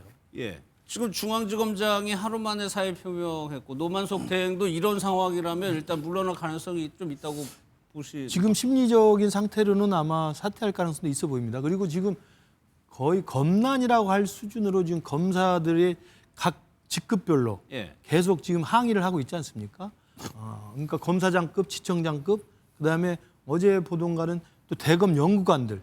대검 연구관들은 평검사로 제가 알고 있거든요. 평검사들도 차장검사라고 아까 그랬죠. 그렇습니까? 예. 그분들도 이 노만석 총장 대행에 가서 항의를 했고 그렇기 때문에 저는 지금의 상황에서는 검찰총장 대행으로서의 검찰 전체 조직을 이제 추스리고 이끌고 갈 만한 사실은 현실적인 리더십 자체가 사라져 버렸어요. 네. 저는 그렇기 때문에 사퇴를 하고 않고의 문제를 떠나서 실제로 이 검찰 조직이 이끌 만한 현실적 능력이 없는 상황이 됐기 때문에 네. 저는 뭐 불가피하게 사퇴의 길을 갈 가능성이 높다고 생각이 들고요. 그럼에도 불구하고 좀 박원석 의원과 마찬가지로 사퇴조차도 굉장히 무책임한 행동이다라고 생각이 듭니다. 그러니까 지금 상황에서 검찰총장이 전체 검찰을 지휘하는 최고 사령관이기 때문에 중앙지검장하고 상의를 해서 중앙지검장과 협의 끝에 이게 항소 취소를 하기로 했다라는 결론을 자기 스스로 책임을 지고 설득을 하고 모든 것을 그 비난과 하사를 다 받아 안든가 네. 아니면 자기가 생각했을 때 법무부나 용산의 관계를 고려하고 법무부의 장관의 신중하게 판단하는 이야기 법무부 차관을 통해서 들어온 여러 가지 이야기를 통해서 어차피 자기 생각을 바꿔서 그게 따랐다고 한다면 그 부분에 대해서 그럼 정확히 밝히고 당당하게 대들었거나 네. 저는 그렇게 했어야 된다고 봅니다. 근데 그 외압에 대해서는 당당하게 저항하지도 못했고 네. 결국은 수용해서 중앙지검장에게 그런 명령을 내린 것이고 중앙지검장이 지금 우리가 알기로는 중앙지검장까지의 결재 라인에서는 항소를 하기로 결정을 다 하고 그 접수 창구에 가서 기다리고 있었던 거 아니겠습니까? 근데 결국 대검에서 허락을 안 했던 바람에 그 항소 취소가 된 거거든요. 네. 근데 그런 과정에서 자기가 한 일이 분명히 있고 외압을 전달했거나 외압에 굴복해서 자기의 중앙지검장 부하에게 외압을 자기도 행사한 꼴이 됐는데 예. 이것에 대해서 자기는 뭐 사퇴로 이걸 뭉갤 수 있는 상황은 저는 아니라고 생각해요. 그런 면에서 보면 저는 정말 정진우 중앙지검장도 그렇고 이 검찰총장 권한대행인 노만석 차장검사도 마찬가지고 사퇴로서 이 모든 것들을 책임질 수 있는 상황은 이미 때가 늦었고 하려면 아까 제가 국무위원들 아까 비상계엄 때 직을 거는 모습이 없었다고 제가 참담하다고 생각했듯이 이번에도 노만석 권한대행과 중앙지검장 정진우 검사장은 정말 직을 거는 모습을 보여주는 것이 검찰로서의 마지막 자존심과 국민 눈높이에서의 대장동 일당에 대해서 왜 저렇게 명백한 대형 부패 비리 범죄를 저지른 사람들에게 특혜를 주는 것에 대한 국민적인 이 비난과 원성을 어떻게 할 겁니까? 예. 그런 걸 책임지는 모습을 저는 왜 직을 걸고 못했느냐? 저는 그런 안타까움이 있고 왜 우리나라 공무원 중에 그 정도의 결계와 결단력이 없는지 좀 안타깝다는 생각을 계속 하게 됩니다. 그러니까 그 과정에 대해서 정확한 설명을 지금 검찰로부터는 들을 수 있는 방법이 없어요. 그러니까 언론 보도만 나오고 있는 건데 아까 박 의원님이 얘기하신 것처럼 대행이 그랬다는 거 이렇게 일이 커질 줄 몰랐다? 얼마나 무책임한 얘기입니까? 이게 수사검사들뿐만 아니라 공판검사들 그리고 중앙지검에 해당 검찰청에 결재란에 있는 뭐 차장검사 내지는 검사장 전부 다 어쨌든 항소해야 된다라고 의견을 올렸으면 본인이 검찰총장 대행이면 그에 대해서 다른 의견이 있으면 이런 이유로 이건 항소하면 안 된다라고 지시하면 그만입니다.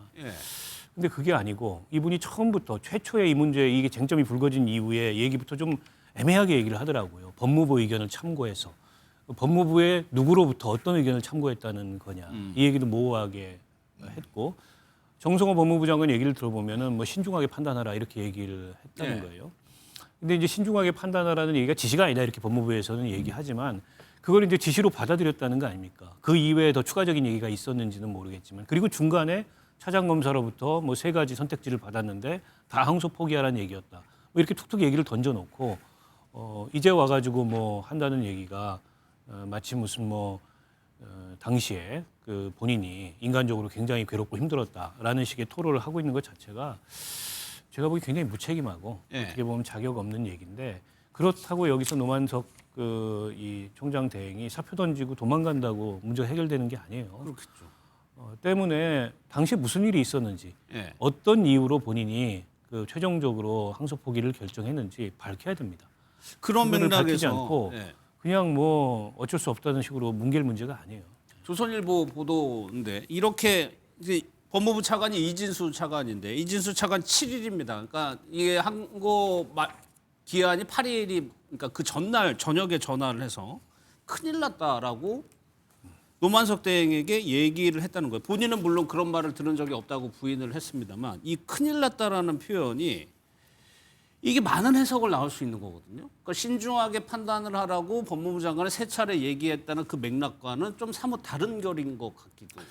근데 저는 이렇게도 생각합니다. 법무부 장관이 신중하게 판단하라고 3차례 얘기한 게 큰일 난 거죠. 그렇지 않습니까? 이게 이제 장관이 특정한 개별 수사에 대해서 의견을 내는 것도 굉장히 조심스러운 일이에요. 만약에 그걸 장관이 이 공식적으로 수사 지휘를 하려면 검찰총장을 대상으로 공개적인 방식, 서면으로 수사 지휘를 해야 됩니다. 개별 사건에 대해서 항소 포기해라 이렇게 지휘할 수 있어요. 근데 그렇게 지휘를 했다면 절차적으로 문제가 없습니다. 근데 공식적인 수사 지휘는 하지 않으면서 3차례에 걸쳐서 신중하게 판단하라고 얘기했다는 거는 그거는 일종의 이제 외압성 얘기일 수 있고 그 얘기를 누군가는 큰일 났다 이렇게 받아들일 수도 있는 거예요. 물론 노만석 대행은 뭐 큰일 났다는 얘기를 들은 적이 없다 이렇게 얘기를 합니다만 다른 한편으로는 차관으로부터 무슨 3가지 옵션을 받았는데 전부 다 항소 포기하라는 얘기였다. 법무부가 항소에 반대하는 의견이다. 이런 얘기를 또 해요. 그래서 지금 노만석 대행의 얘기가 너무 오락가락합니다. 뭐가 실체인지 뭐가 예. 사실인지 본인이 그만둘 때 그만두더라도 분명하게 밝혀야지.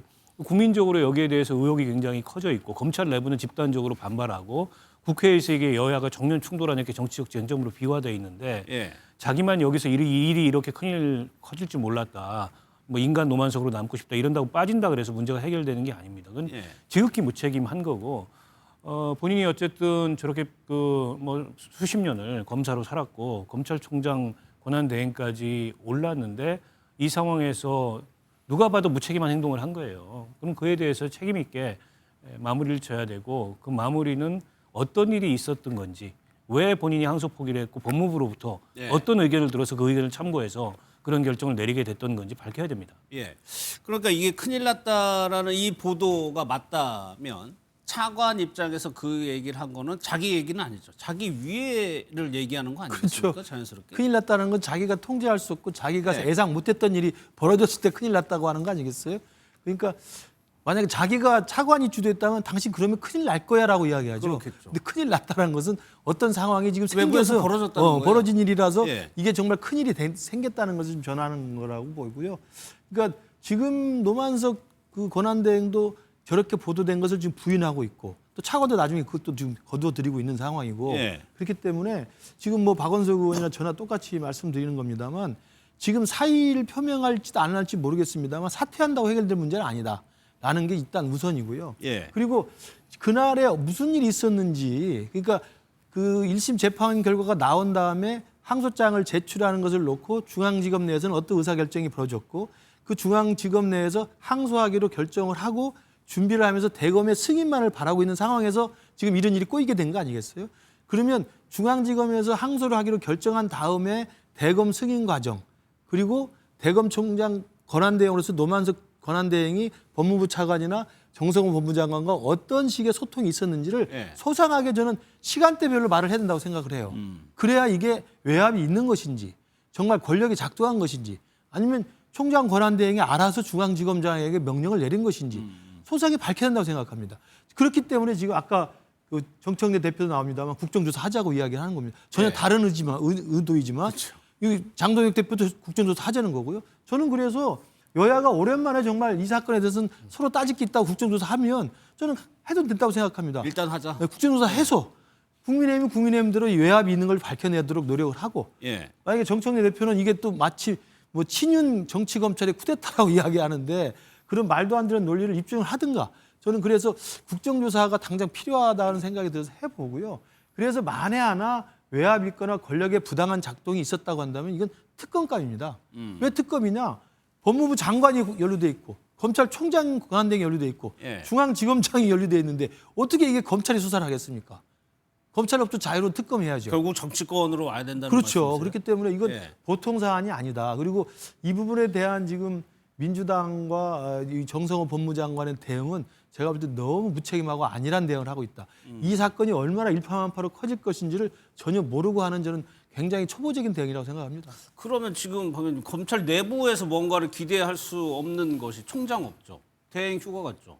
서울지검장에서 나가버렸어요.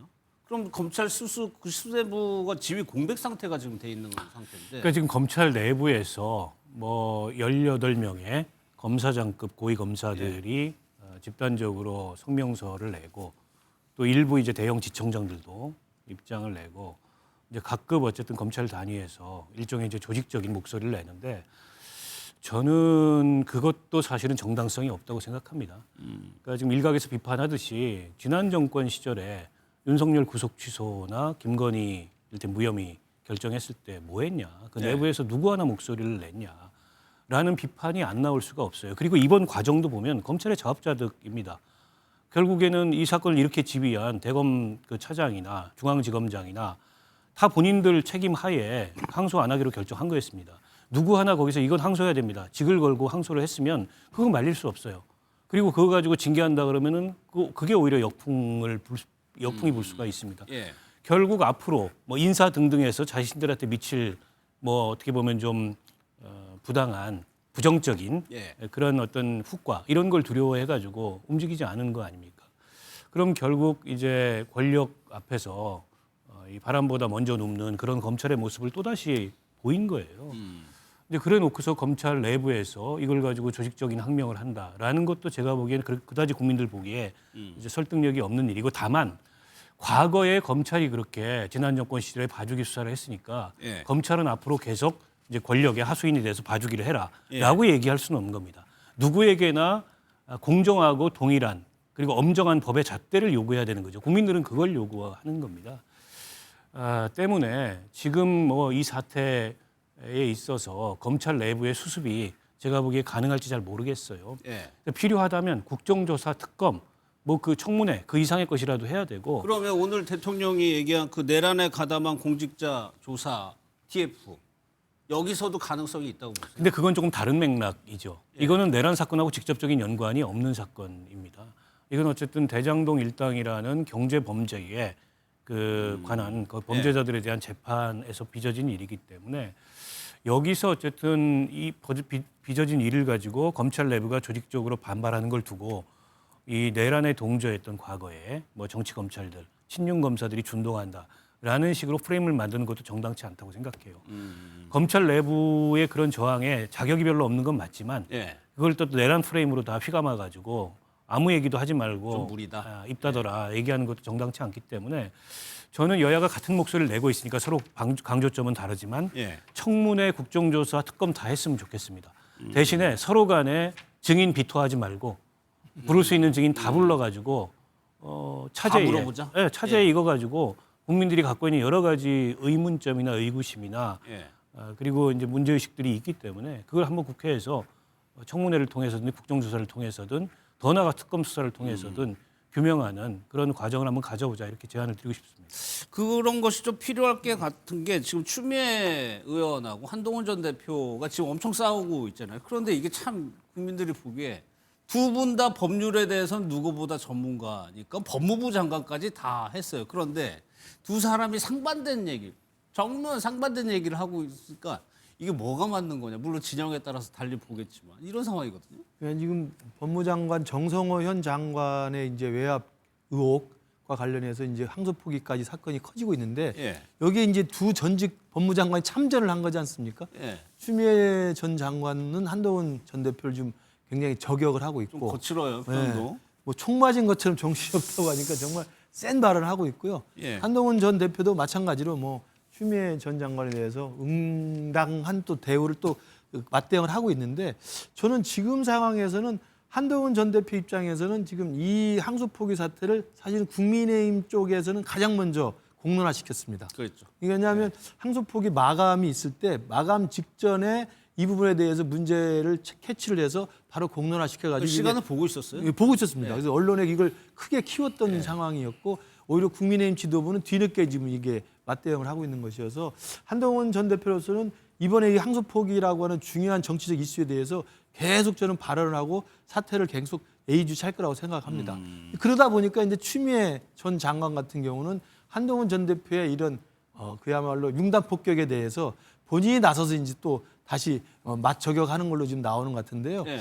특히 지금 눈길을 끄는 것은 추미애 전 장관이 SNS로 저격을 하면서 한동훈 전 대표에 대해서 좀 사실관계가 틀린 이야기를 또 한 게 있었어요. 그러니까 당시 윤석열 검찰총장에 대한 징계 행정소송에서 이게 대법원 상고를 한동훈 당시 법무장관이 포기했다. 이렇게 계속 이야기를 하고 있는데 이건 사실관계가 틀린 거거든요. 그래서 또 한동훈 전 장관도 거기에 대해서는 절대 또 용납이 안 되는 사람이기 때문에 지금 계속 물고 물리는 관계에서 지금 추미애 전 장관과 한동훈 전 장관의 지금 설전이 벌어지고 있는 것으로 이렇게 지켜보고 있습니다. 예, 1차적인 결론이 뭐 특검, 뭐 국정조사 얘기가 나왔죠. 이렇게 될지 이 내용은 계속적으로 좀 흘러가는 것을 봐야 될 것 같습니다. 다음은 저희가 일본 다카이치 총리 얘기를 할 텐데 우리나라 독도에 대해서 지금까지는 우호적인 태도를 가져왔죠. 그런데 결국에 독도는 일본 땅이다 이런 얘기를 했습니다. 그 얘기 한번 들어보겠습니다. それにしましても竹島は、歴史的事実に照らしてもかつ国際法上も日本固有の領土であるという基本的な立場に基づいて対応をしていく、ものでございます。 다카이치 총리가 사실 여자아베라고 부를 정도로 구구적 성향이 있는 사람입니다. 또 하나 저 발언하고요. 대만에서 중국이 대만을 공격한다면 자위대를 파견할 수 있다. 중국을 상당히 민감하게 건드릴 수 있는 발언. 그리고 독도 발언. 주변국들의 이런 발언을 지금 보시겠지만 공개적인 자리에서 했단 말이에요. 이것이 다카이치 총리의 그런 우익 본성이 살아나고 있다고 보세요? 그러니까 이제 최초 여성 총리로 일단 주시를 받았고 예. 그리고 총리에 취임하자마자 사실은 우리 경주 에이펙에 와서 트럼프 대통령도 만나고 그다음에 또 시진핑도 만나고 그랬죠. 또 우리 이재명 대통령도 만난 거 아니겠어요? 그렇기 때문에 이제 외교의 공식 무대에서는 저런 극단적 발언을 하기가 쉽지 않죠. 점잖은 이야기를 하고 점잖은 모양새를 보이다가 그 외교적인 회담은 끝나는 거 아니겠어요? 그렇기 때문에 막 취임했던 여성 최초의 총리인 다카이치 총리에 대해서는 상당히 점잖다 이렇게 초반에 평가가 있었는데 지금 이제 이 이야기가 되는 건 뭐냐면 지금 일본의 예산철이기 때문에 예산 질문에 대해서 총리가 답변하는 과정입니다. 예. 그러니까 총리가 저 국회에서 의회에서 답변한다는 건 공식적 입장이거든요. 그러니까 이제 다케시마라고 좀 호칭을 하면서 독도에 대해서 이렇게 과거에 독도가 일본 영토라는 기존의 발언을 확인한다든지 대만 사태에 대해서도 대만에 만약에 이른바 양안의 사태가 생겼을 때는 일본을 굉장히 위협하는 사태가 되기 때문에 실제로 참전할 수 있는 것처럼 설명을 한다든지 예. 이런 것들은 우리가 봤을 때 동북아의 불안정성에서 굉장히 위험한 발언일 수 있습니다. 예. 이제 그렇기 때문에 지금 다카이치의 외교 안보적인 상황에서의 본심, 예. 특히 한일 관계에서의 독도 문제에 대한 본심, 그다음에 일본과 중국 관계에서의 이른바 영토 문제에 대한 것, 대만 문제에 대한 본심 이런 것들이 이제 막 수면 위로 올라오는 상황이어서 이것들이 가져올 파장들은 좀 지켜봐야 될 것 같고 우리 한국의 이재명 정부도 다카이치 총리를 그냥 외교 무대에서 만난 것만으로 괜찮더라라는 섣부른 평가는 저는 굉장히 경계해야 된다고 생각을 합니다. 그래서 주 오사카 중국 총영사는 뭐라고 얘기했냐면 물론 지우긴 했습니다. 굉장히 거친 목을 베지 않을 수 없다라고까지 얘기를 했습니다. 민감한 문제들을 지금 다카이치 총리가 지금 건드리고 있습니다. 또 하나가요. 이 행보, 그러니까 일상에서도 굉장히 특이한 모습을 보이고 있는데 그 내용도 한번 들어보도록 하겠습니다. 私自身もワークライフバランスという言葉を捨てます。働いて働いて働いて働いて働いて参ります。国会の警備とか衛視の方々、聞くところによると約100人ぐらいの規模の皆さんが、待機していると、出張している。そう考えると、じゃあ何時頃家出たのかなと、1時とか1時半。答弁書も全くできてないという状況でございましたので、ご迷惑をかけたと思っております。 공간에 새벽 3시에 출근을 했다는 겁니다. 그렇게 되면 공간을 지키는 병력들도 더 일찍 출근을 해야 되고 또 3시에 와서 회의를 했다고 하니까 회의 참석자들도 3시에 와야 돼. 우리나라하고 정서가 좀 다른 건가요? 이거 어떻게 보세요? 글쎄요, 뭐 비상계엄 상황도 아닌데 그런지 모르겠네요. 좀 이해가 안 되는데 예. 본인이 굉장히 열심히 일을 한다라는 의지를 보이고 예. 실제 열심히 일을 하는 건 중요한데 그래도 일본도 어쨌든 노동시간 규제가 있는 나라일 거 아닙니까? 그런데 새벽 3시에 출근을 하면 뭐 그 본인 스태프들이나 어쨌든 본인의 움직임에 따라서 그에 수반되는 인력들 같은 경우에 그보다 더 일찍 나와가지고 준비를 해야 되잖아요. 예. 저건 너무 과잉 의욕이 아닌가 싶어서 좀 워라밸을 지키면서 일을 하는 총리가 되면 어떨까 싶습니다. 예. 또 하나가 특이한 점이 본인이 머리를 잘랐다는 얘기를 본인 SNS에 썼어요. 이게 일본 정서하고 저희가 많이 달라가지고 이런 것들이 만약 우리 대통령격인데 내가 스스로 머리를 잘랐다. 새벽 3시에 뭐 나 워라밸 버리겠다. 뭐 이재명 대통령도 일 많이 하긴 합니다. 이런 것들이 일본에서 그러니까 머리를 스스로 자를 수도 있죠. 예. 왜냐하면 지금 그 예전에 박근혜 전 대통령이나 뭐 김정숙 여사나 이게 대통령 영부인이나 아니면 실제로 이제 그 여성 정치인들은 공식적인 석상에 나가거나 집 밖을 나갈 때 외출하거나 공식적으로 출근할 때 머리에 신경을 쓸 수밖에 없잖아요. 예. 그럴 경우에 사실은 머리에 공을 들이는 시간이 굉장히 많고 비용도 많이 들어갑니다. 제가 알기로는. 예. 그런 것도 있지만 그렇기 때문에 또 자기 스스로 집에서 머리를 자기 스스로 손질하는 것은 뭐 나쁜 건 아니라고 생각합니다. 문제는 이제 워라밸을 너무 하다 보니 워라밸을 무시하다 보니까 그 워라밸 무시 속에서 일을 계속 하다 보니까 머리 자를 시간도 없었다는 거거든요.